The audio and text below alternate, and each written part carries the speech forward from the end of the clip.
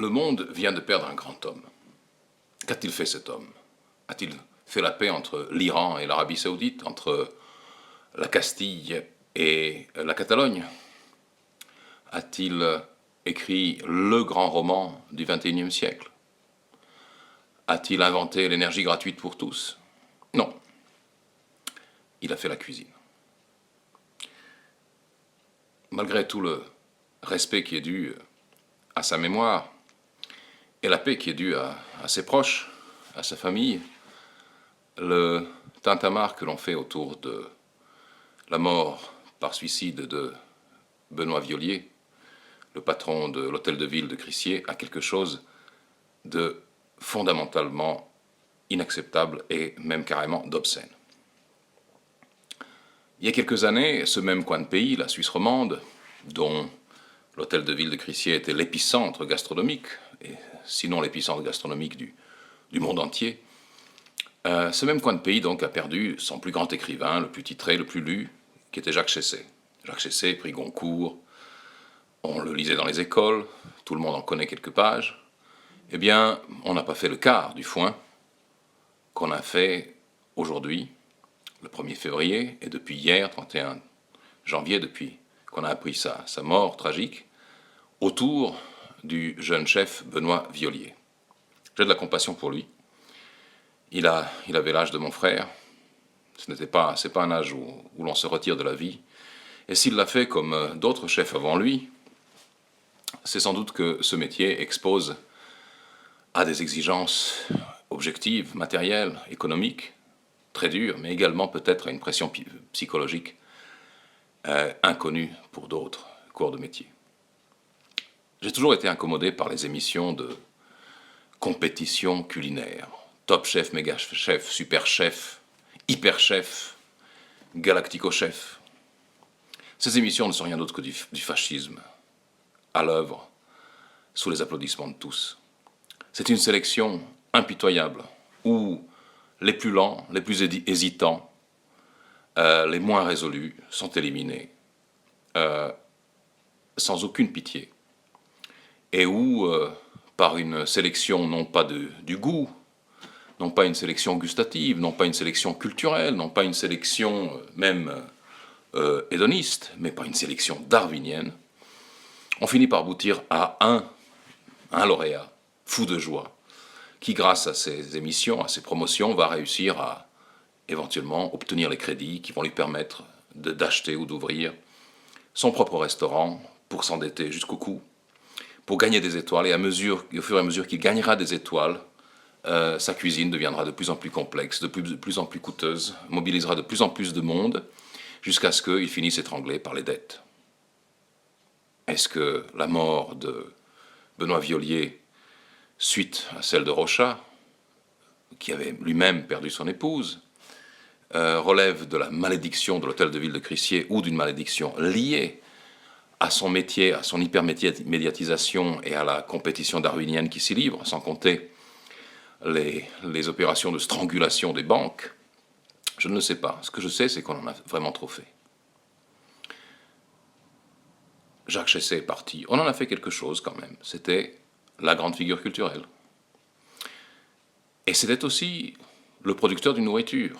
S'il y a une nourriture de l'esprit, c'est la littérature. Quand j'ai lu moi-même, jeune adolescent, L'Ardent Royaume de Jacques Chessé, ou L'Ogre, je ne dis pas que ça m'a plu. J'ai pas beaucoup aimé la littérature de Chessé, il était imbuvable. Mais j'ai appris quelque chose. Un univers m'est resté, gravé au fond de moi-même. J'ai compris quelque chose sur les grands gouffres noirs qui existent au fond de l'âme des gens de ce pays et qu'il a très très bien perçu, lui.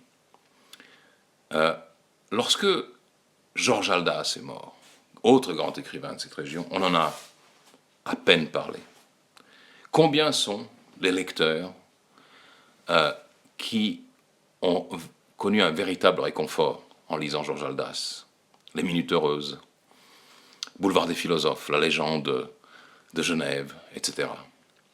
C'était une œuvre, c'était un public, des milliers de gens qui se rassemblaient à chaque salon du livre, qui attendaient patiemment que la vieille tortue Haldas leur signe un exemplaire de son ouvrage, et puis ces milliers de personnes en parlaient et donnaient à lire autour d'elle, et ça faisait un véritable réseau culturel, un véritable petit écosystème. Quel est l'écosystème réel que créent les grands cuisiniers célèbres et titrés?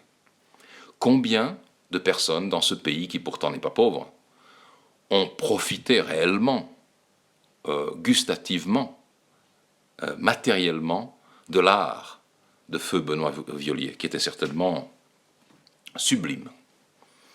Eh bien, très peu. Vous et moi, nous n'avons pas les moyens de nous payer l'hôtel de ville de Crissier. Même pas pour nos noces d'argent, si d'aventure nous devons les célébrer quelque part. J'ai eu la chance de déguster le fameux menu de Ferran Adrià à El Bouilly, mais qui était, grâce à la prestidigitation d'Adrià, à son réseau de soutien, aux subsides très amples qu'il percevait, qui réussissait à maintenir ce menu à, je ne dis pas un prix abordable, mais à un prix qu'une famille de la classe moyenne peut éventuellement se permettre une fois dans sa vie. Mais les prix de l'hôtel de ville ainsi que d'autres grands restaurants de l'Arc lémanique, c'est pas pour les familles moyennes, c'est pas pour la classe moyenne suisse même, c'est pour les très très riches, pour ceux qui payent du moins, parce qu'il y a aussi toute une population qui ne paye pas. Et maintenant, si nous nous demandons pourquoi tant de foin autour du décès de Benoît Viollier, pourquoi ce cœur de pleureuse médiatique, pourquoi cette promotion au titre de Gandhi de la cuisine, de Paganini de la spatule, pourquoi ce remue-ménage international? Eh bien, j'y vois deux raisons. Tout d'abord parce que, à mon avis, nous sommes gouvernés, si j'ose dire, par une classe de gens qui n'a absolument aucune idée des réalités. Ces gens-là, ils vont manger chez Viollier, Feu Viollier, chez Rochat jadis, chez d'autres. Ils peuvent payer plusieurs milliers de francs ou d'euros pour un repas à 4, assez régulièrement, et puis ça leur sert, parce que ces gens-là, qui sont hyper riches, ils ont aussi leur clientèle, ils ont leurs obligés, qui, pour une sortie de ce genre-là, chez ce chef-là, dont tout le monde parle, mais ils baisseraient leurs culottes jusqu'à la fin de leur jour. Ils se croiraient honorés alors qu'ils sont humiliés, ces gens-là. Et puis, ça c'est une des raisons, c'est que qui se ressemble s'assemble, ces gens-là qui, ma foi, donnent le ton de tout ce qui est à la mode dans la sphère culturelle. Dans la sphère culturelle, c'est les grands opéras, c'est pas les opérettes. On parle de quoi? Je parle de Jeff Koons, on parle d'art conceptuel ou d'art contemporain qui brasse des millions. On parle pas des excellents peintres qui exposent dans les provinces. Et ben dans la cuisine, c'est la même chose. On parle pas du chef, comme mon ami Mirko, qui est à Nyon, qui réussit à servir 700 plats excellents par jour, de bonne cuisine bourgeoise, tous les jours, à des prix normaux. Non. On ne parle pas même de celui qui, paraît-il, à Sion, à la Grenette, jadis, ouvrait son restaurant le dimanche soir à ceux qui n'avaient pas de quoi manger ou qui n'avaient pas de lieu où s'abriter.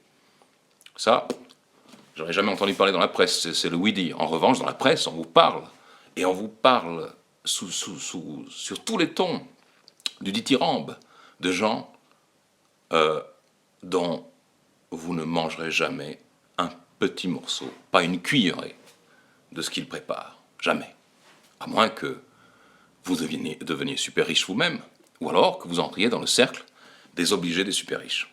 Parce que on peut aussi se demander s'il n'y a pas une catégorie de gens qui peuvent se permettre non pas de payer, mais d'être invités.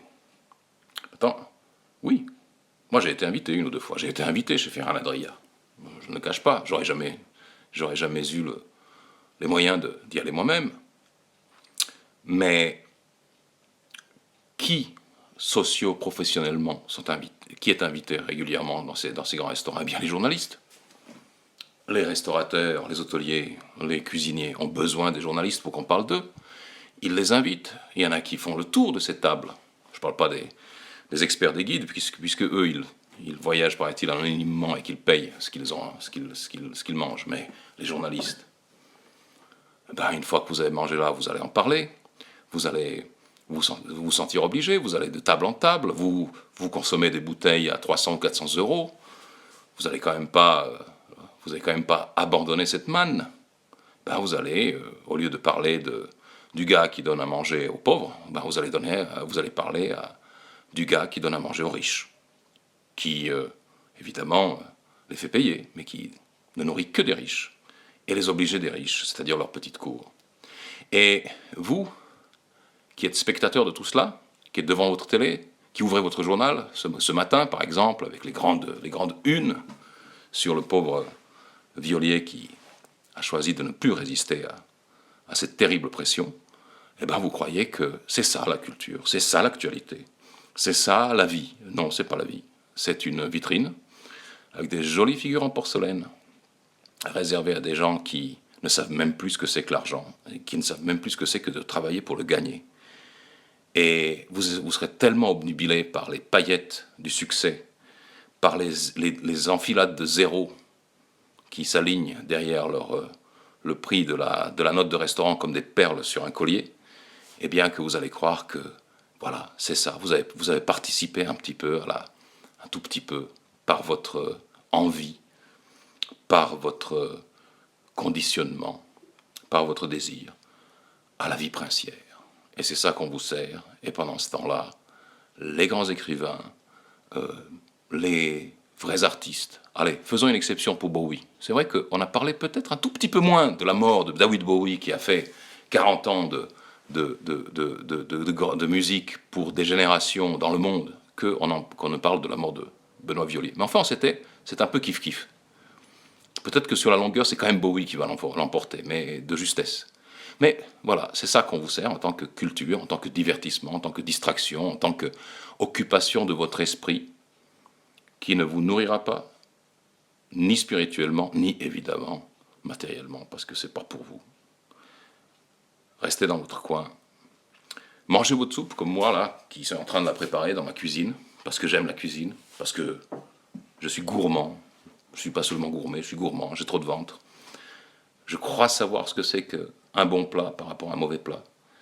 Eh bien, quelle que soit la finesse des plats qu'on vous sert à travers un écran et à travers le papier des journaux, ce ne sont pas des plats, ce ne sont pas des goûts, ce sont des illusions, des mirages qui ne servent qu'à vous abrutir.